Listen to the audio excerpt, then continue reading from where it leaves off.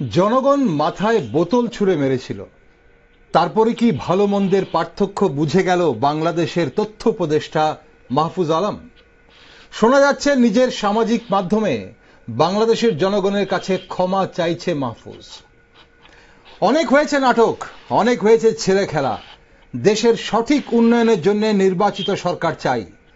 জুলাই সন্ত্রাসের 9 মাস পরে এ কথা হারে হারে টের পাচ্ছে সাধারণ জনগণ থেকে শুরু করে তথাকথিত ভারত বিদ্বেষী বাংলাদেশিরা। মোহাম্মদ ইউনূসের সাথে সেনাপ্রধানের দ্বন্দ্ব এখন প্রকাশ্যে। যে গণতান্ত্রিক দেশের রাষ্ট্রপতি এবং সেনাপ্রধান রয়েছে, সেই দেশে একজন অন্তর্বর্তী সরকারের প্রধান উপদেষ্টা যে তার নিজের গডফাদারদের খুশি করার জন্য যে কোনো পদক্ষেপ নিতে পারে না, তা স্পষ্ট হয়ে গেল সেনাপ্রধানের বক্তব্যে। তাই দ্রুত নির্বাচনের দাবি জানিয়েছে জেনারেল ওয়াকারুজ্জামান। এদিকে বাংলাদেশের রাজনৈতিক দল বিএনপি নির্বাচনের জন্য ইউনূস প্রশাসনের উপর চাপ সৃষ্টি করছে। এবার কি করবে মোহাম্মদ ইউনূস? নির্বাচন করাবে নাকি নিজের অক্ষমতা ঢাকতে পালাবে? কোন পথে হাঁটলে পরিবর্তন ও সংস্কারের বুলি আওড়ানো ইউনূসের ইজ্জত রক্ষা হবে? কি অবস্থা বর্তমান বাংলাদেশে, চলুন বোঝা যাক। নমস্কার, আমি দীপেন আর আপনারা দেখছেন নিউজ ভ্যানগার্ড। এই মুহূর্তে আমরা সরাসরি কথা বলবো বাংলাদেশের বিশিষ্ট সঙ্গীত শিল্পী তথা আওয়ামী লীগ নেত্রী লিসা কালামের সাথে। দিদি, শুনতে পাচ্ছেন আপনি আমাকে? জি দাদা, নমস্কার। শুনতে পাচ্ছেন? একদম, আপনাকে স্পষ্ট শুনতে পাচ্ছি আমরা। আপনার কাছে প্রথমে যেটা জানবো যে এই মুহূর্তে বাংলাদেশ কেমন আছে আর বাংলাদেশের নির্বাচনের ভবিষ্যৎ কি দেখছেন? জি দাদা, প্রথমেই ভারতীয় সবাইকে আমার পক্ষ থেকে নমস্কার। আমার পক্ষ থেকে এবং বাংলাদেশের সবার পক্ষ থেকে আপনাদেরকে শুভকামনা জানাচ্ছি।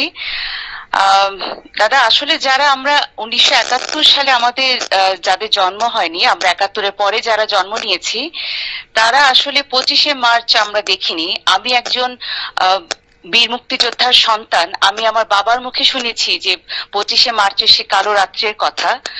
আমার মনে হয় যে গত 5ই আগস্ট যে ক্ষমতা দখলের যে একটা আন্দোলন তারা করেছিল, সেই 25শে মার্চ আমরা আসলে দেখে ফেলেছি। বাংলাদেশের অবস্থা এখন এতটাই ভয়াবহ, গত 9 মাস ধরে আমাদের আইন শৃঙ্খলার তো কোনো বালাই নাই। আমাদের এখানে আমরা নারীরা কেউ সেফ না। আমাদের ব্যবসা বাণিজ্য সমস্ত কিছু আসলে ধ্বংসের পথে। আমাদের গার্মেন্টস সেক্টর, আমাদের যত প্রতিষ্ঠান আছে সবকিছুই আসলে আমরা ধ্বংসের পথে চলে গেছি। আসলে বাংলাদেশটাকে আমাদের জননেত্রী শেখ হাসিনা যে উন্নয়নের চরম শিখরে নিয়ে গিয়েছিলেন, আমরা মনে হয় সেখান থেকে একটা এই যে তাদের ক্ষমতা দখল করলো যারা দখলবাজ, যারা তাদের একটা ম্যাটিকুলাস ডিজাইনে আমরা আসলে মনে হয় যে 50 বছর আমরা পিছিয়ে গেছি। ওকে, এখন এই পরিস্থিতি তো বিগত 9 মাস ধরে আমরা দেখতে পাচ্ছি। ভারতবর্ষ একজন সুপ্রতিবেশী হিসেবে অবশ্যই উদ্বিগ্ন বাংলাদেশের এই পরিস্থিতি নিয়ে, কিন্তু গত কয়েকদিন ধরে যে একটা পরিস্থিতি তৈরি হয়েছে, যেখানে আমরা দেখতে পাচ্ছি সেনা প্রধানের বক্তব্যে উঠে এসছে নির্বাচন প্রয়োজন এবং এবছরের ডিসেম্বর মাসের মধ্যেই নির্বাচন প্রয়োজন এবং 1 তারিখ থেকে যেন নির্বাচিত সরকার বাংলাদেশ পায়, সে কথা বলেছেন সেনা প্রধান। তো কি দেখছেন, নির্বাচনের ভবিষ্যৎ কি দেখছেন? দাদা, আমার মনে হয় যে আসলে ডক্টর মোহাম্মদ ইউনূস এত ম্যাটিকুলাস ডিজাইন করে এসছেন এবং উনি যে এজেন্ডা নিয়ে এসছেন একটা নির্বাচন দেওয়ার জন্য না। আমার মনে হয় যে উনি নির্বাচন দেওয়ার জন্য এত ডিজাইন করে, এত ইনভেস্ট করে উনি যে আমাদের দেশে ক্ষমতা দখল করলেন এবং জয়ন্তী শেখ হাসিনার মতো একজন আয়রন লেডি এবং যার বাবা বাংলাদেশকে স্বাধীন করে দিয়ে গেছেন, তাকে যেহেতু কি ন্যাক্কারজনক ভাবে তারা মানে পতন ঘটালো, তো একটা নির্বাচন দিয়ে আর কাউকে ক্ষমতায় নিয়ে আসার জন্য মনে হয় ডক্টর মোহাম্মদ ইউনূস আসেন নাই। এই জন্য আমার কাছে মনে হচ্ছে যে বাংলাদেশের নির্বাচনের এই ব্যাপারটা পুরাটাই মনে হয় আমরা একটা অন্ধকারে আছি। ওকে, আওয়ামী লীগকে তো আমরা যা দেখতে পাচ্ছি যে আওয়ামী লীগকে ব্যান করা হয়েছে। আওয়ামী লীগের এবং তার শাখা সংগঠন যা আছে, সহযোগী সংগঠন যা আছে, সবারই কোনো যে কার্যকলাপ সবকিছুই এই মুহূর্তে নিষিদ্ধ ঘোষণা করা হয়েছে এবং বলা হচ্ছে সেটা বেআইনিভাবে করা হয়েছে, এখতিয়ার নেই অন্তর্বর্তী সরকারের তা করার। এখন আওয়ামী লীগের বর্তমান অবস্থান কি? ওকে দাদা, আসলে এখন আপনি যদি আপনার বাবাকে অস্বীকার করেন, আপনার জন্মদাতা পিতাকে যদি অস্বীকার করেন, আসলে আপনাকে আমি কি বলবো, আমার ঠিক এটা মনে সবাই বলছে। কারণ বাংলাদেশ কিন্তু আওয়ামী লীগকে জন্ম দেয়নি।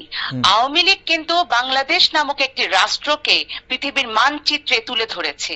সেই আওয়ামী লীগের মতো একটি যারা মুক্তিযুদ্ধে নেতৃত্ব দানকারী সংগঠনকে যারা এই যে আওয়ামী লীগের কার্যক্রম নিষিদ্ধ করলো, আসলে কোন ম্যান্ডেটে করলো? তারা তো জনগণের ম্যান্ডেট নিয়ে আসেনি যে তারা নিষিদ্ধ করেছে আমাদের কার্যক্রম। এটা আসলে তারা বেআইনি ভাবেই করেছে। এবং আপনি জেনে থাকবেন যে এই যে আওয়ামী লীগের উপরে 5 আগস্টের পর থেকে যে পরিমাণ নিপীড়ন, অত্যাচার এবং মব জাস্টিস করা হচ্ছে, আপনার যদি রাস্তাঘাটে যদি মানে কেউ চিনে ফেলে যে আপনি আওয়ামী লীগ করেন বা আওয়ামী লীগের সাথে কোনো না কোনো ভাবে আপনি জড়িত, আপনাকে ওখানে পিটিয়ে মেরে ফেলবে। এই যে একটা বাংলাদেশের আইন শৃঙ্খলার যে এত অবনতি, মানে আপনি একটা মনে রাখবেন যে তারা জাস্ট বাংলাদেশকে পূর্ব পাকিস্তান করা একটা এজেন্ডা নিয়ে আসছে। যে বাংলাদেশটাকে যে আমরা যে 71 সালে যে 71 মুক্তিযুদ্ধে যে ভিত্তির উপরে আমরা দাঁড়িয়ে আছি, আমাদের এই মুক্তিযুদ্ধের 71 সালটাকে তারা আসলে মুছে ফেলতে চায়। যার ধারক এবং বাহক আমার মনে হয় সর্ববৃহৎ যে রাজনীতির দলটি, সেটা হলো বাংলাদেশ আওয়ামী লীগ। এখানেই বোধহয় তাদের একটু অ্যালার্জি আছে যে তারা যদি জননেত্রী শেখ হাসিনাকে এভাবে যদি ম্যাটিকুলাস ডিজাইন করে এই যে কিছু বাচ্চা ছেলেকে প্রতারিত করে চিট করে যদি তার পতন না কোনো মানে করা হতো, তাহলে বোধহয় তারা বাংলাদেশকে এই যে পূর্ব পাকিস্তান করার একটা যে অপচেষ্টা তারা করছে, এটা মনে হয় তারা সফল হতে পারতো না। তারা, আমার মনে হয় যে তারা একটা এখনো দিবা স্বপ্নে বাস করছে। কারণ বাংলাদেশে এখনো আপনি 45 থেকে 50% ভোটার বাংলাদেশ আওয়ামী লীগের আছে। একটা দেশের জনসংখ্যার অর্ধেকই হলো বাংলাদেশ আওয়ামী লীগের। এত বড় মানে জনসমর্থন যাদের আছে, যে দলটি আছে এবং যে দলটি বাংলাদেশকে জন্ম দিয়েছে, তাদেরকে তারা তাদের সমস্ত কার্যক্রম নিষিদ্ধ করেছে। এবং এটা কতটুকু অন্যায় আসলে এটা কেউ আসলে মেনে নেবে না।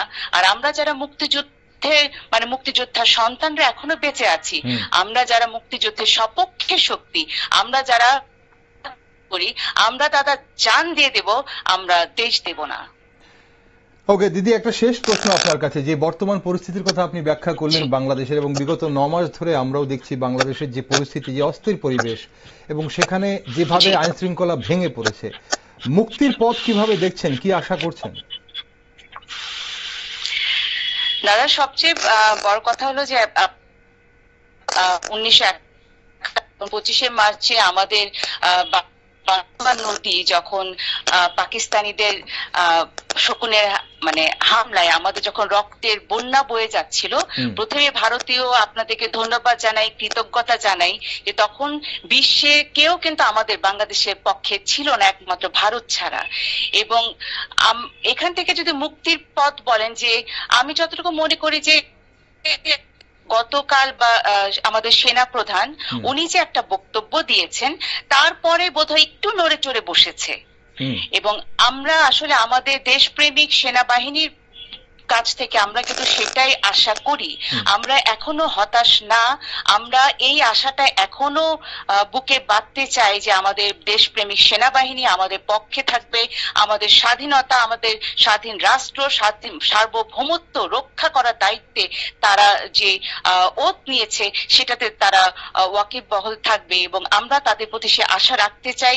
এবং এটা একমাত্র আমার মনে হয় যে বাংলাদেশের সেনাবাহিনী যদি শক্ত হাতে হ্যান্ডেল করে এবং বাংলাদেশের যারা মুক্তিযুদ্ধের সপক্ষে শক্তিরা যারা দাবি করে, তারা যদি একত্রিত হয়ে যদি তাদের বিরুদ্ধে যদি আমরা মানে ঐক্যবদ্ধ হই, আমরা স্বাধীনতার পক্ষে যারা শক্তি আছি তারা যদি ঐক্যবদ্ধ হয়ে থাকি, আমার মনে হয় যে এই শত্রুরা আমাদের দেশটাকে গ্রাস করতে পারবে না। এবং পাশাপাশি দাদা আমি এটাও আশা করি যে ভারত আমাদের পাশে ছিল, আমাদের পাশে থাকবে, আমাদের পাশে আছে। আমি এটা আসলে এই আশাটা আমি ব্যক্ত করতেই পারি। অসংখ্য ধন্যবাদ দিদি সঙ্গে থাকার জন্য আজ, এবং গুরুত্বপূর্ণ তথ্য আপনি শেয়ার করলেন আমাদের সঙ্গে। অবশ্যই আপনার সঙ্গে আমরা পরে আবার কথা বলবো। আজকের জন্য ধন্যবাদ। ধন্যবাদ। জয় বাংলা, জয় বঙ্গবন্ধু। দর্শক বন্ধুরা, এতক্ষণ আমাদের সঙ্গে ছিলেন লিসা কালাম, যিনি একজন সঙ্গীত শিল্পী তো বটেই, পাশাপাশি উনি আওয়ামী লীগের একজন নেত্রী। বাংলাদেশের অন্তর্বর্তীকালীন সরকারের প্রধান উপদেষ্টা মোহাম্মদ ইউনূস নাকি রাজনৈতিক ঐক্যের অভাবের কারণে পদত্যাগের কথা ভাবছেন, এমনটাই কিন্তু শোনা যাচ্ছে। ঠিক বুঝলাম না, এমন কি পরিস্থিতি দাঁড়ালো যে ইউনূস পদত্যাগের কথা ভাবছেন? তিনি নাকি তার সরকারের অবমাননা নিয়ে উদ্বেগ প্রকাশ করেছেন। ভুলে গেছেন বোধহয়, অন্যের জন্য ফাঁদ পাতলে সেই ফাঁদে নিজেই পড়তে হয়। জুলাই সন্ত্রাসের পর মোহাম্মদ ইউনূসের ক্ষমতা গ্রহণের পর থেকে রাজনৈতিক উত্তেজনা ব্যাপক আকার ধারণ করেছে। এই অন্তর্বর্তী সরকার একদিকে পরবর্তী নির্বাচন পরিচালনার জন্য একটি স্পষ্ট রোডম্যাপ তৈরি করতে ব্যর্থ হয়েছে, আর অন্যদিকে সবচেয়ে বড় প্রতিবেশী ভারতের বিরুদ্ধে চরম বিদ্বেষ ছড়াচ্ছে। বাংলাদেশের সেনাপ্রধান ওয়াকারুজ্জামান রাজনৈতিক অস্থিরতার কারণে ডিসেম্বরের মধ্যে নির্বাচন চান বলে জানিয়েছেন। তাই মোহাম্মদ ইউনূসের পদত্যাগ কি এখন সময়ের অপেক্ষা? পদত্যাগ কি করবেন নাকি অন্য কিছু হতে চলেছে? চলুন কথা বলা যাক আন্তর্জাতিক বিষয়ে বিশেষজ্ঞ ডক্টর অভিজিৎ চন্দ্রর সঙ্গে। আমরা চেষ্টা করব ওনাকে ফোনে যোগাযোগ করার এবং ওনার সাথে কথা বলার চেষ্টা করব আমরা। অভিজিৎ চন্দ্র, ডক্টর অভিজিৎ চন্দ্র আন্তর্জাতিক বিষয়ে বিশেষজ্ঞ, শিক্ষাবিদ। উনি কিছুদিন আগেই কিন্তু আমাদের বলেছিলেন, গত রবিবার দিন এই টক শোতে বসে উনি বলে গেছিলেন যে 2-3 দিনের মধ্যেই, সপ্তাহ শেষ না হতে হতেই কিন্তু একটি কোনো খবর পাওয়া যেতে পারে বাংলাদেশ থেকে, এবং সেটাই হয়তো আমরা পেয়েছি। সেনাপ্রধানের বক্তব্যে সেটাই উঠে এসছে। অভিজিৎবাবু, শুনতে পাচ্ছেন আপনি আমাকে? ওকে ডক্টর চন্দ্র, যেটা প্রথমে আপনার কাছে জানবো যে সেনাপ্রধানের হুঁশিয়ারির পর মোহাম্মদ ইউনূসের পতন কি সময়ের অপেক্ষা, যেটা আপনি বলে গেছিলেন গত রবিবার এই স্টুডিওতে বসে? আমি বলেছিলাম 7 দিন সময় দেখুন এবং মে মাসটা দেখুন। আগামী খেলায় সেই দলটা কে জয়ী হবে দেখা যাক।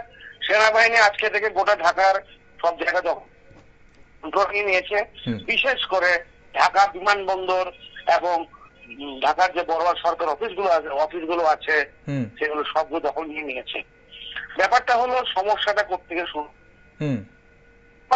এবং তার যে সাংগঠনিক দেশ চালাচ্ছে তারা এমন কতগুলো নিচ্ছে যার জন্য।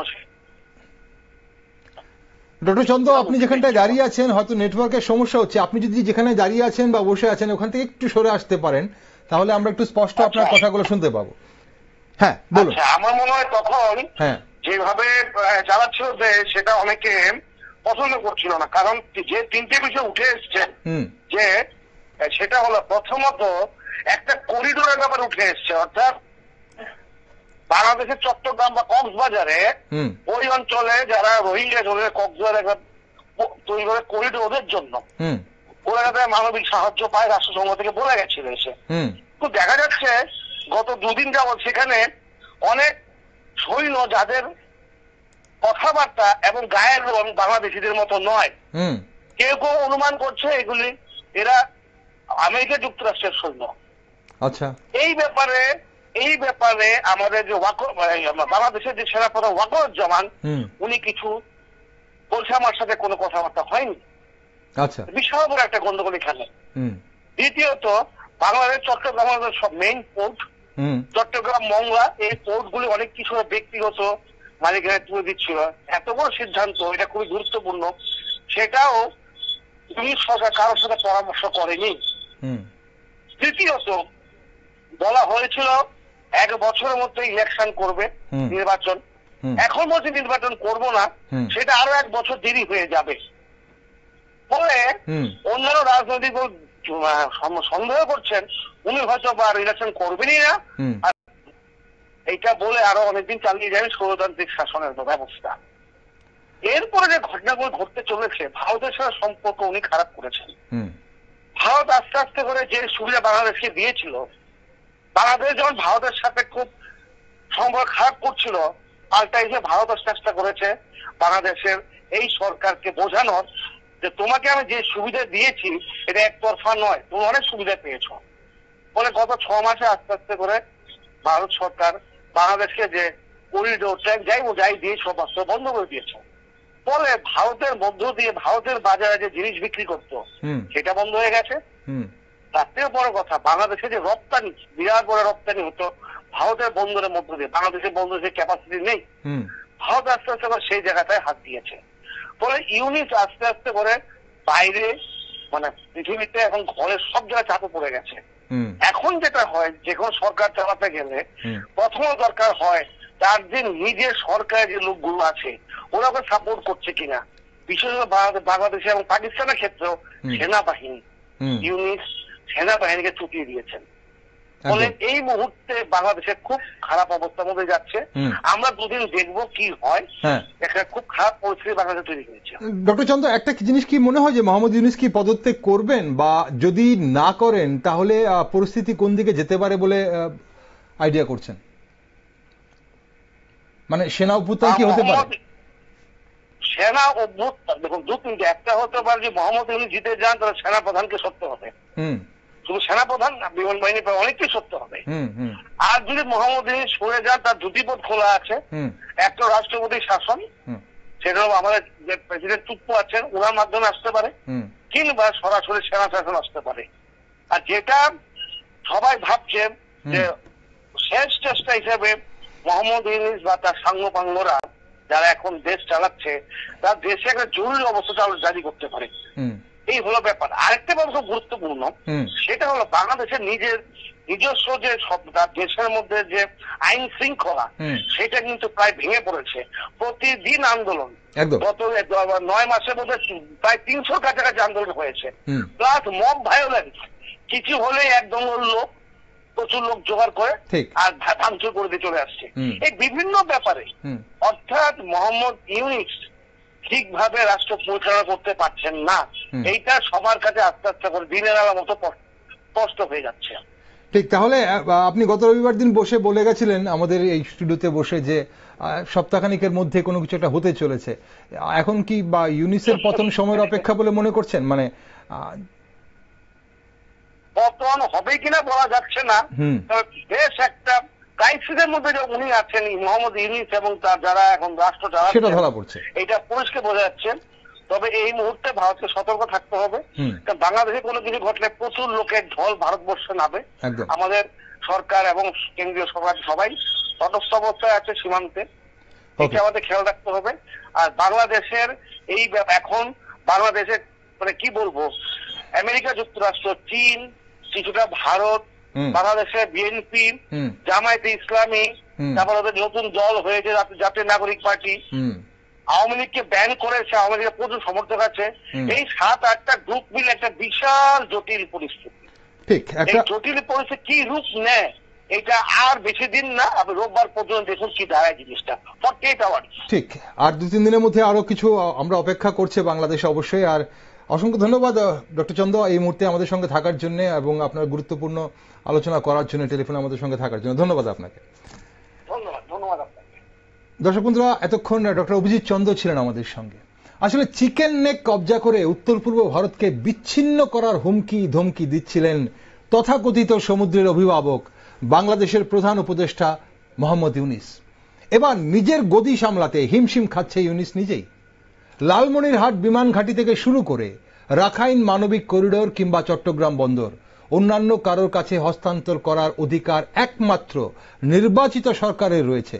তাই কোনো বিদেশি শক্তির হাতে বাংলাদেশকে তুলে দিতে পারবে না মোহাম্মদ ইউনূস। দেশের নিরাপত্তা নিয়ে যেভাবে ছেলে খেলা করছে ইউনূস প্রশাসন, তা নিয়ে রীতিমতো উদ্বিগ্ন বাংলাদেশের সেনা। ইউনূস সরকারের এসব অবৈধ কার্যকলাপে ভারতের সীমান্তবর্তী রাজ্যগুলোর নিরাপত্তা কতটা হুমকির মুখে, এ বিষয়ে ভারতের এই মুহূর্তে কি অবস্থান নেওয়া উচিত? সেনা প্রধানের বৈঠকের পর পরিস্থিতি কোন দিকে মোড় নিয়েছে, চলুন এটা একটু বিস্তারিত জানা যাক। এবং তার জন্য আমাদের সঙ্গে আমরা চেষ্টা করছি যোগাযোগ করার প্রাক্তন সেনা কর্মী মোহন রাওয়ের সাথে, এবং ওনার সঙ্গে যোগাযোগ করলে আমরা অবশ্যই ওনার নজরে বোঝার চেষ্টা করব যে ভারতবর্ষ এই মুহূর্তে কোনো বিষয় নিয়ে উদ্বিগ্ন থাকতে পারে কিনা, উদ্বিগ্ন হওয়া উচিত কিনা ভারতবর্ষের, এবং বাংলাদেশের অন্তর্বর্তী সরকার যেভাবে একের পর এক সিদ্ধান্ত নিচ্ছে, বেআইনি সিদ্ধান্ত, সেখানে ভারতবর্ষের সরকারের কি অবস্থান নেওয়া উচিত। আমরা দেখতে পেয়েছি যে ভারতবর্ষ বাণিজ্যিক সার্জিক্যাল স্ট্রাইক করেছে বাংলাদেশের ওপর। চোখ রাঙানি অবশ্যই।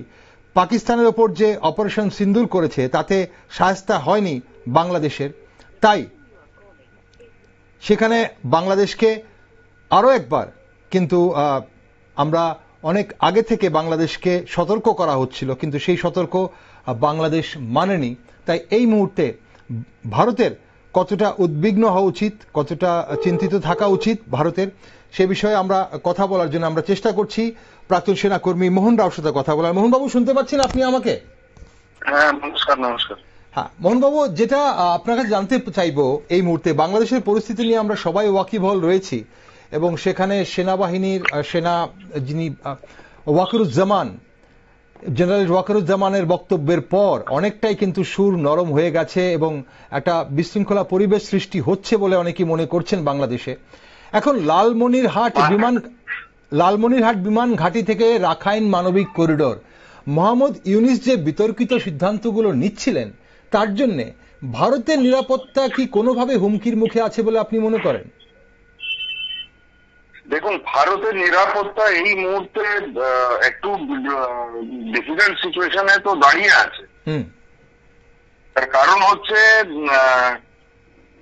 মোহাম্মদ ইউনুস তো স্টার্টিং থেকেই অ্যান্টি ইন্ডিয়া স্ট্যান্ড নিয়ে বসে আছে, আর যার ফলে কি হচ্ছে, আজকে যারা ওখানে আছেন, যে মানে সরকার এবং সরকারের সাথে যারা মানে যুক্ত আছেন, তারাও কিন্তু মনে করছে যে ইন্ডিয়ার যতটা আমরা মানে বিরোধিতা করব, আমরা তত বেশি বড় হয়ে যাব। তো আজকে যে সিচুয়েশন আছে সেটা কিন্তু খুব মানে প্রিক্যারিয়াস সিচুয়েশন। এই যে পরিস্থিতির মধ্যে আমাদের দেশ এবং পার্শ্ববর্তী যে রাজ্যগুলো আছে, যে রাজ্যগুলো বাংলাদেশের সাথে প্রকৃতভাবে কানেক্টেড আছে, সেই দেশগুলো কিন্তু সেই প্রদেশগুলো কিন্তু রিস্কে আছে। আচ্ছা, কেন কি এখন ওখানকার যা পরিস্থিতি আছে, এই পরিস্থিতির মধ্যে আমাদেরকে নিজেকে বাঁচিয়ে রাখা বা নিজেকে মানে সেফ রাখা, এটা কিন্তু একটা বড় প্রশ্ন চিহ্ন এসে দাঁড়িয়ে পড়েছে। কেন কি যখন ইনফিল্ট্রেশন হবে বা যখন কোন দেশে উথাল পাতাল হয়, তো সেই সময় কিন্তু সেই পরিস্থিতি সবার জন্যই কিন্তু শোচনীয় হয়ে যায়, প্রত্যেকটা দেশের জন্য শোচনীয় হয়ে যায়। একদম। তো আমাদের পক্ষে এই মুহূর্তে border security force, Indian army এবং গভর্নমেন্ট অফ ইন্ডিয়া ইস্যুটাকে কি করেছে যে আগামী দিন বাংলাদেশের ইস্যুটাকেও খুব সিনসিয়ারলি ডিল করা হবে। কেন কি বাংলাদেশ আমাদের একটা পার্শ্ববর্তী দেশ, ভোলাটাইল সিচুয়েশন বাংলাদেশের মধ্যে যদি হয়, তাহলে আগামী দিন এখানে আমরা কি দেখতে পাবো, এখানে চায়না, এখানে পাকিস্তান, এরা নিজের স্বার্থে, যেহেতু মোহাম্মদ ইউনুস আগের থেকে বলছে যে এই জায়গাটা মানে বাংলাটা 7 সিস্টারকে মানে ডিস্টার্ব করা ওর একটা সিদ্ধান্ত বা ওর একটা চক্রান্ত, তো আমাদের জন্য এটা মানে খুব মানে ভেবে চিন্তা করে পদক্ষেপ নেওয়ার মতন পরিস্থিতি। কেন কি যদি এই মুহূর্তে আমরা যদি এমন কোন পদক্ষেপ নেই যেটা পরবর্তীকালে আমাদের জন্য মানে ডিফিকাল্ট হয়ে যায়, তাহলে কিন্তু মুশকিল আছে। আমার মতে গভর্নমেন্ট যেটা ডিসাইড করবে সেটা খুব চিন্তা ভাবনা করেই ডিসাইড করবে, কেন কি ওনারাও জানেন যে এখন এই মুহূর্তে বাংলাদেশের পরিস্থিতি কিন্তু খুব ভোলাটাইল আছে এবং সেখানকার যে গভর্নমেন্ট আছে, এই গভর্নমেন্টও কিন্তু এখন নিজে বুঝতে পারছে না যে ওরা সরকার কোন মানে কে এই গভর্নমেন্টটাকে চালাচ্ছে। মোহাম্মদ ইউনুস ওখানকার সরকারের হেড না ওখানকার সেনা প্রধান ওখানকার হেড, এটা একটা মানে ভাবার বিষয়। একদম। এবং তাদের হেড কেউ তো হবে, তাদের প্রকাশ্য দ্বন্দ্ব একদম প্রকাশ্যে এসে গেছে। হ্যাঁ, তো এই যদি সিচুয়েশন থাকে তাহলে তো আমাদেরকে ভাবতে হবে যে আমরা পার্শ্ববর্তী রাজ্যে দেশে যে মানে সিচুয়েশনটা চলছে, সেটা তো অবভিয়াসলি আমাদের দেশেও তার মানে একটা চূড়ান্ত মানে প্রেশার পড়বেই। একদম। আমাদেরকেও তখন ভাবতে হবে যে আমরা কিভাবে নিজেকে রক্ষা করবো বা নিজের জায়গাকে কিভাবে রক্ষা করবো, মোহনবাবু চিন্তা ভাবনা কেন্দ্র সরকারকে নিতেই হবে। মোহনবাবু একটা বিষয় হচ্ছে যে আমরা যেভাবে সেখানে দেখেছি যে সন্ত্রাসবাদীদের যেভাবে জেল ভাঙা হয়েছে, সন্ত্রাসবাদীরা জেল ভেঙে ইউনিস প্রশাসন ক্ষমতায় বসার পর সন্ত্রাসবাদীরা জেল ভেঙেছে এবং বিভিন্ন আতঙ্কবাদী যারা তাদেরকে ছেড়ে দেওয়া হয়েছে জেল থেকে, এবং এই মুহূর্তে অপারেশন সিন্দুরের পর খবর পাওয়া যাচ্ছে যে আইএসআইও কিন্তু বাংলাদেশে ঘাঁটি গাড়ছে। তো সেখানে কি ভারতের এক্সট্রা সতর্ক থাকা প্রয়োজন বলে মনে করছেন? দেখুন, সিচুয়েশনটা তো ডে ওয়ান থেকেই শোচনীয় এবং ভয়াবহ পরিস্থিতি ডে ওয়ান থেকে রয়েছে। কেন কি আমরা কি দেখলাম যে ধর্ম এবং জাতি নিয়ে, ধর্ম নিয়ে যে লড়াইটা আজকে বাংলাদেশ লড়ছে, ধর্মের ভিত্তিকে সেই দেশটাও বিভাজিত হয়েছে। সেখানে 27% হিন্দুরা ছিল, আজকে সেই হিন্দুরা সেখান থেকে প্রায় যেমন পাকিস্তান থেকে নিখোঁজ হয়ে গেছে, সিমিলারলি আজকে সেখান থেকেও নিখোঁজ হয়ে যাচ্ছে। তো যেই দেশগুলো ধর্মের ভিত্তিকে মানে আলাদা হয়েছে ভারতের সাথে, তারা কিন্তু অ্যান্টি ইন্ডিয়া স্ট্যান্ড নিয়েই আছে একদম। আজকে কবছর আগে মানে 1922-তে লাহোরে কাশ্মীরি পণ্ডিতদের অ্যাসোসিয়েশন হতো। কাশ্মীরি পণ্ডিতরা আজকে কাশ্মীরেই নেই, লাহোর তো দূরের কথা একদম। তো সিচুয়েশনটা যেটা আছে সেই সিচুয়েশনটা কিন্তু আমাদের পক্ষে একদমই ভয়াবহ স্থিতিতে আছে। কেন কি আমরা দেখতেই পাচ্ছি যে কোন দিকে এই সিচুয়েশনটা গড়াচ্ছে, মানে ঝড়টা কোন দিকে গড়াচ্ছে, এটা তো আমরা দেখতেই পাচ্ছি এবং বুঝতেই পারছি। একদম সিচুয়েশন যদি এমনি থাকে তার জন্য ভারতকে সতর্ক থাকতে হবে।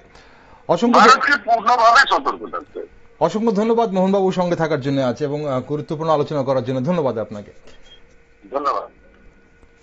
দর্শক বন্ধুরা, মোহন রাও ছিলেন প্রাক্তন সেনাকর্মী। বোঝার চেষ্টা করছিলাম আমরা যে ভারতকে কিভাবে সতর্ক থাকতে হবে, এবং অবশ্যই কেন্দ্র সরকার সেদিকে নজর রেখেছে। শুধু লালমনিরহাট নয়, ভারতবর্ষের চারিদিকে এই মুহূর্তে সতর্ক বার্তা রয়েছে এবং সীমান্তগুলো কিন্তু কড়া নজরদারিতে রয়েছে। বিশেষ করে বাংলাদেশ সীমান্ত কিন্তু কড়া নজরদারিতে রয়েছে। 9 মাস আগে হাসিনা সরকারের পতনের ঘটনার জন্য সূক্ষ্মভাবে পরিকল্পনা করে যেভাবে ছাত্রদের কোটা বিরোধী আন্দোলনকে হাইজ্যাক করা হয়েছিল, তা আজ শুধু বাংলাদেশের জনগণই নয়, গোটা বিশ্বের কাছে চিত্র পরিষ্কার। গণতন্ত্রের পুনঃপ্রতিষ্ঠা এবং বৈষম্যের অবসান ঘটানোর মিথ্যে প্রলোভন দেখিয়ে ক্ষমতায় বসেছিলেন মোহাম্মদ ইউনিস, আর বিগত 9 মাস ধরে সেই গণতন্ত্র ধূলিসাৎ করে একের পর এক বেআইনি কাজ করে চলেছে এই অন্তর্বর্তী সরকার। নিজেদের এখতিয়ারের বাইরে গিয়ে বাংলাদেশের মাটি, ঘাটি, বন্দর অন্যের হাতে তুলে দিচ্ছে ইউনিস প্রশাসন। চিকেন নেক থেকে মাত্র 20 কিলোমিটার দূরে অবস্থিত লালমনিরহাটে চীন ও পাকিস্তানের সহযোগিতায় বিমান ঘাঁটি তৈরি করার পরিকল্পনা করছিল ইউনিস প্রশাসন। কিভাবে সতর্ক থাকা প্রয়োজন ভারতের? সীমান্তবর্তী রাজ্যগুলোর স্থানীয় প্রশাসনকে নিরাপত্তার কোন কোন দিকগুলো নিয়ে সতর্ক থাকতে হবে, চলুন সে বিষয়ে জানা যাক। এবং তার জন্য আমরা কথা বলার চেষ্টা করব প্রাক্তন পুলিশ আধিকারিক নন্দন সরকারের সাথে। দেখি আমরা ফোনে ওনার সাথে যোগাযোগ করতে পারি কিনা। ভারতের সীমান্তবর্তী যে রাজ্যগুলো, বাংলাদেশের সাথে সীমান্তবর্তী যে রাজ্যগুলো, সেই রাজ্যগুলোর কতটা সতর্ক থাকা প্রয়োজন এবং স্থানীয় প্রশাসনকে কিভাবে বাড়তি সতর্ক থাকতে হবে, সে বিষয়ে আমরা কথা বলার চেষ্টা করব। এবং আমরা কথা বলার চেষ্টা করব রাজ্যের প্রাক্তন পুলিশ আধিকারিক নন্দন সরকারের সাথে। আমরা টেলিফোনে ওনার সঙ্গে যোগাযোগ করার চেষ্টা করছি। প্রাক্তন পুলিশ আধিকারিক নন্দন সরকার জুড়ে গেছেন আমাদের সঙ্গে।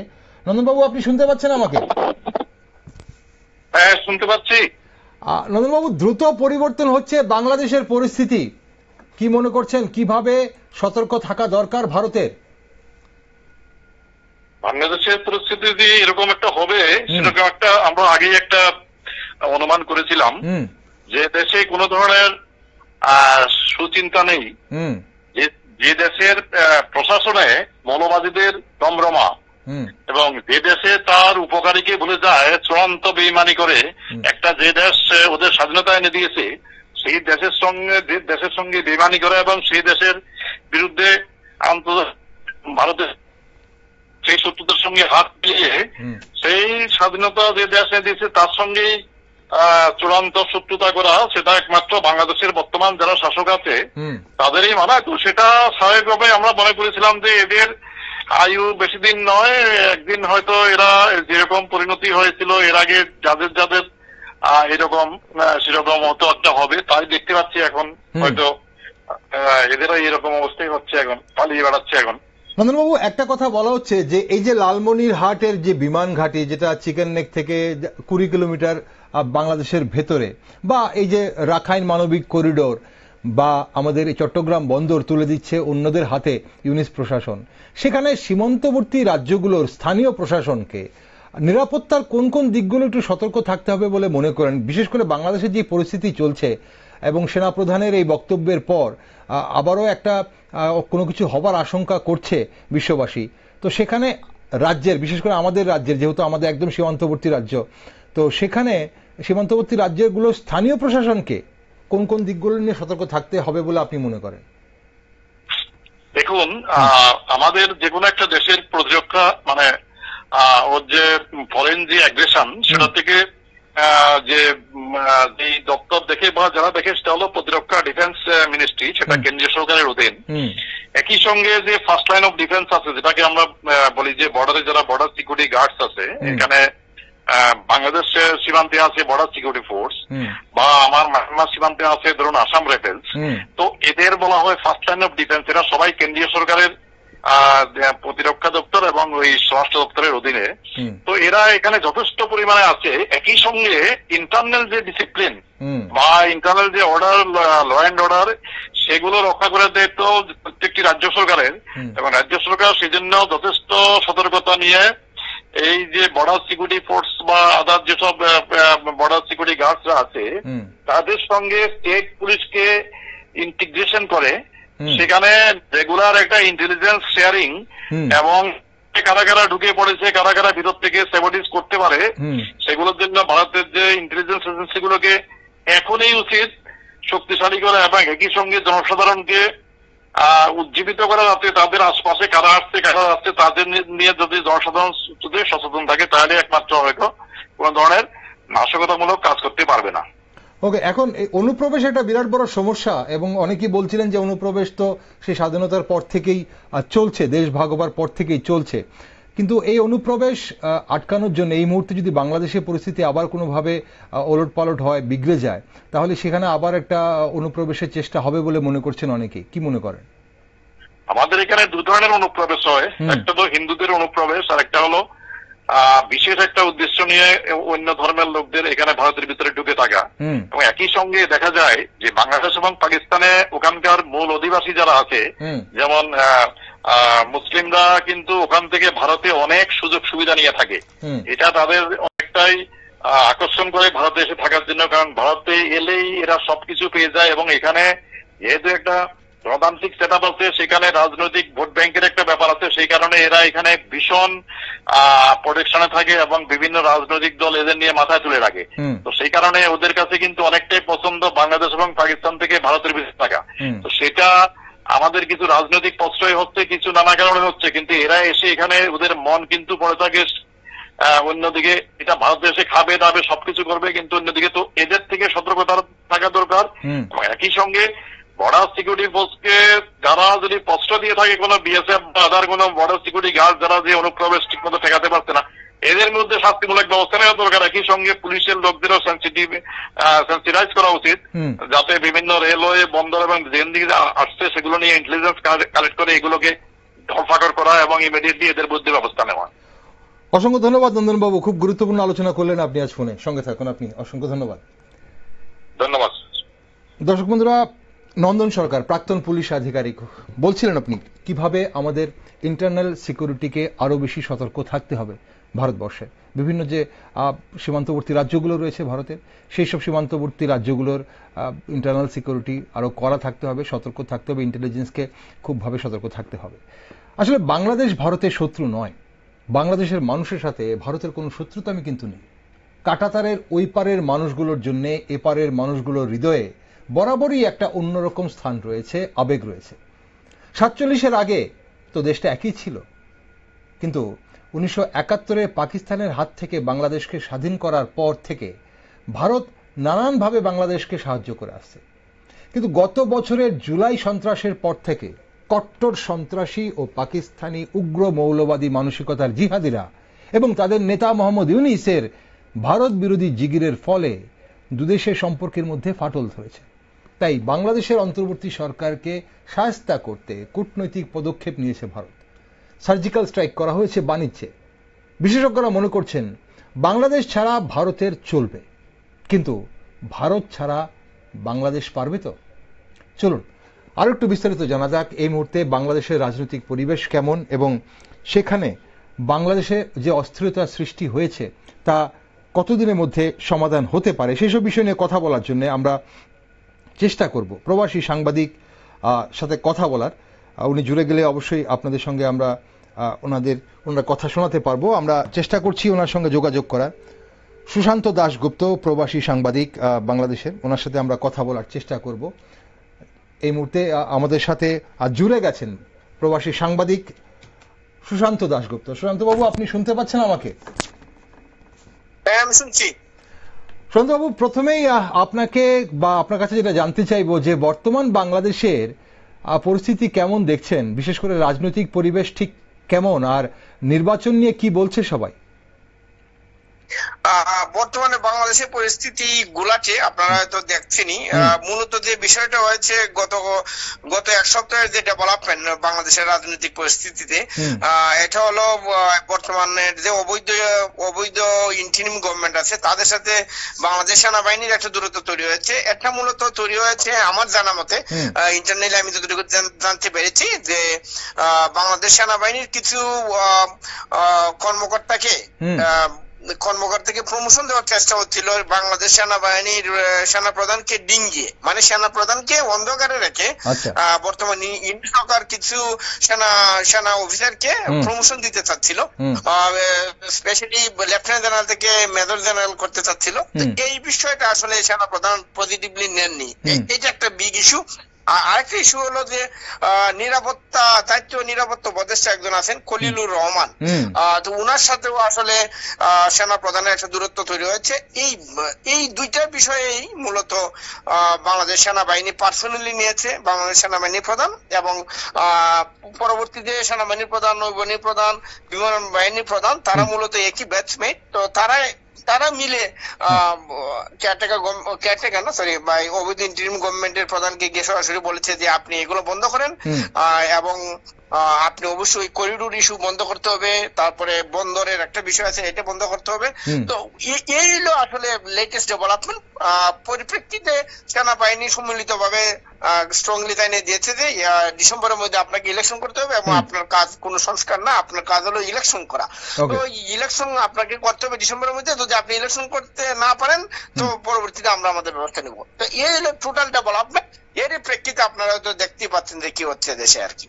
ওকে সুশান্তবাবু, একটা যে তথ্য জানা যাচ্ছে, এই যে আপনি খলিলুর রহমানের কথা বলছেন, যার সঙ্গে সেনাপ্রধানের একটা দূরত্ব সৃষ্টি হয়েছে, বলা হচ্ছে যে সেনাপ্রধানকে অন্ধকারে রেখেই ওনাকে ন্যাশনাল সিকিউরিটি অ্যাডভাইজার করে মোহাম্মদ ইউনূস, এবং যাকে করা হয়েছে ওনার আরো একটি পরিচয় রয়েছে এবং অন্য একটি দেশের নাগরিকত্ব রয়েছে। এটা কতটা ঠিক? এটা তো একদম প্রুভেন যে খলিলুর রহমান অবশ্যই আমেরিকান সিটিজেন, এবং ওনার স্ত্রী আমেরিকান সিটিজেন, ওনার বাচ্চারা আমেরিকান সিটিজেন, এবং খলিলুর রহমান একজন মানে অবভিয়াসলি একজন ধুরন্ধর ব্যক্তি। এবং খলিলুর রহমানকে যখন দায়িত্ব নিরাপত্তা উপদেষ্টা করা হয়, এতে সেনাপ্রধান জানতোই না আসলে। এই মূলত এই ওই দায়িত্ব নিরাপত্তা উপদেষ্টা খলিলুর রহমান, তারপরে আপনার করিডোর ইস্যু, বন্দরের ইজারা ইস্যু, তারপরে আপনার কয়েকজন অফিসারকে সেনাপ্রধানকে ডিঙ্গিয়ে প্রমোশন দেওয়ার চেষ্টা করা, পরবর্তীতে রাষ্ট্রপতির কাছে সেনাপ্রধান বলে এটা আটকিয়েছে। এই বিষয়গুলোর কারণেই কিন্তু বর্তমান অবৈধ ইন্টারিম গভর্নমেন্টের সাথে কিন্তু সেনাবাহিনীর একটা দূরত্ব তৈরি হয়েছে।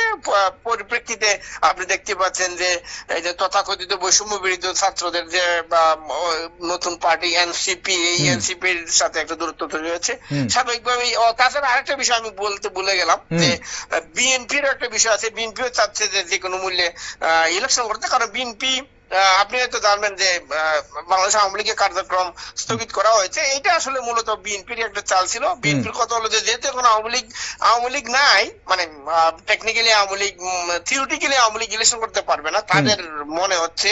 তো তারা চাচ্ছে যে এখন এই মুহূর্তে যদি আমরা ইলেকশনটা করে ফেলি তাহলে আমরা ক্ষমতায় এসে গেলাম। তো এটা হলো বিএনপির চাল। আর এনসিপি বা বৈষম্যবিরোধী ছাত্রদের কথা হলো যে আমরা ততদিন লেংদি করতে পারি, কারণ তারা জানে তাদের তো গ্রাউন্ডে তো তাদের কেউ নাই। আপনি তো বুঝতেই পারছেন যে তাদের তো কোনো মানুষ নাই। তাদের কথা হলো যত লেংদি হয় তত এদের জন্য ভালো। আর সেনাবাহিনী আসলে সেনাপ্রধান, আমি ব্যক্তিগতভাবে মনে করি তারা মনে করছে সেনাপ্রধান বিষয়গুলোকে আসলে ব্যক্তিগত ভাবে নিয়েছে আসলে, যে কারণ উনি পার্সোনালি ইগোতে লেগেছে, এই জন্য উনি এখন এই একটা অবস্থান নিয়েছে নাকি। এখন আপনি দেখেন যে বিএনপি চাচ্ছে ইলেকশন হয়ে যাক, কারণ যেহেতু আওয়ামী লীগ নাই তারা ক্ষমতায় এসে যাবে ইজিলি। আর সেনাপ্রধানের কথা আমাকে ডিঙিয়ে অনেকগুলো বিষয় হচ্ছে, আমি এগুলা কেন মানবো। তো উনিও একটা অবস্থান নিয়েছেন। এখন কি মনে হয় মোহাম্মদ ইউনূস কি নির্বাচনে সায় দেবে? আমি আপনাকে বলি what I can see in the future. আমি মনে করি যে ডিসেম্বরের মধ্যে অবশ্যই ইউনূসে ইলেকশন দেওয়ার কোনো ক্যাপাবিলিটি নাই এবং উনি দিতে পারবেন না। তারা অলরেডি আজকে আপনি হয়তো দেখেছেন যে কয়েকজন উপদেষ্টা অলরেডি বলেছে যে আগামী জুনের মধ্যে তারা ইলেকশন দেবে, but practically it not possible at all, because আপনি তো জানেন আওয়ামী লীগ তো আসলে থিওরিটিক্যালি ইলেকশন করার উপযোগিতা নাই আওয়ামী লীগের। আওয়ামী লীগ তো আর বসে থাকবে না, আপনি অবভিয়াসলি জানেন। তো there is no chance that there is an election by end of this year. So সেনাবাহিনী তখন বলবে যে আপনাকে বললাম ডিসেম্বর মধ্যে ইলেকশন করতে, আপনি করতে পারলেন না, so you have to go now. তো আমি what I can see এই বর্তমান ইলিগাল ইন্টারিম গভর্নমেন্ট যদি মানে টিকেও maximum up to December, then Yunus must go. Okay, তাহলে পরিস্থিতি আপনি দেখছেন ডিসেম্বর অব্দি ইউনূস প্রশাসনিকভাবেই থাকবে, টালমাটাল অবস্থায় থাকবে, তারপর সেনা অভ্যুত্থান হওয়ার সম্ভাবনা দেখছেন, রাষ্ট্রপতি শাসন হওয়ার সম্ভাবনা দেখছেন? না, অভ্যুত্থান না, আসলে দেখেন সেনাবাহিনী যদি আজকে যদি বলে ইউনূসকে you have to go now tomorrow, you have to go, it is very clear. কোনো অভ্যুত্থান কিচ্ছু লাগবে না। ডিসেম্বরের মধ্যে দেখেন ডিসেম্বরের মধ্যে ইলেকশন হওয়ার কোনো চান্স নেই, করার ক্যাপাবিলিটি নাই। আর বিএনপি বলবে যে ইলেকশন দাও, সেনাবাহিনী অলরেডি বলে দিয়েছে ইলেকশন দাও, বাট ইলেকশন করতে পারবে না উনি, তো আলটিমেটলি ওনাকে যেতে হবে।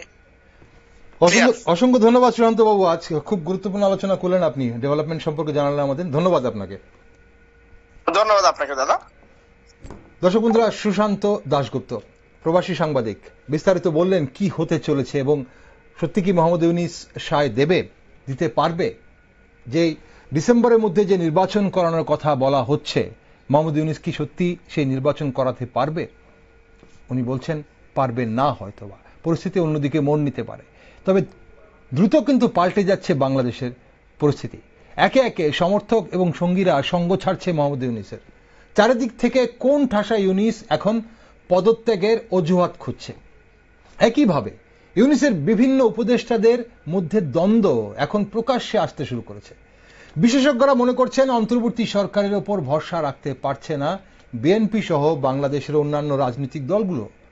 এদিকে ভারত বরাবরই চায় বাংলাদেশের গণতন্ত্র বজায় থাকুক, একটি নির্বাচিত সরকারের দ্বারা দেশটি পরিচালিত হোক। তাই আমরা হলফ করে বলতে পারি কাঁটাতারের ওই পারের শুভবুদ্ধি সম্পন্ন নাগরিকরাও এটাই চাইছেন, নির্বাচন হোক বাংলাদেশে, সেখানে রাজনৈতিক দল নির্বাচনে অংশগ্রহণ করুক এবং জনগণের একটি নির্বাচিত সরকার দেশটির পরিচালনা করুক। তাই বাংলাদেশের প্রত্যেকটা খবরের দিকে চোখ রাখছি আমরা, আর আপনারা সব খবর এবং আপডেট দেখার জন্য চোখ রাখুন শুধুমাত্র নিউজ ভ্যানগার্ডে।